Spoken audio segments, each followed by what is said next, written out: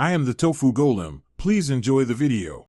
You start by verifying the host capacity and acquiring an OS image. This matters because a sluggish host ruins the VM experience. Once done, pick a hypervisor that matches your workflow. VirtualBox for simplicity, KVM for Linux performance, VMware for enterprise features, and install it. Next, create a new VM immediately. Assign CPU cores and RAM, attach the ISO, and set storage type. Make sure virtualization is enabled in firmware, so the guest can run at full speed and avoid surprises later. You proceed through the OS installer carefully, partitioning and creating a primary user. These choices affect future snapshots and backups. Once the guest boots, install guest additions or tools to improve graphics, drivers, and clipboard sharing. This reduces friction and enables shared folders. Then configure networking.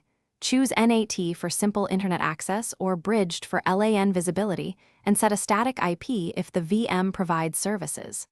Finally, tweak resource limits and display settings so the VM behaves. You finish by creating a snapshot and exporting an appliance so you can revert or move the VM without rebuilding.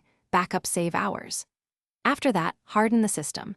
Apply OS updates, disable unused services, and enable the firewall to reduce attack surface. If problems arise, check hypervisor and guest logs first. If networking fails, switch between NAT and bridged or reassign the virtual NIC. As a key tip, if the VM is slow, increase RAM or disk I/O priority before reinstalling. Thanks for watching.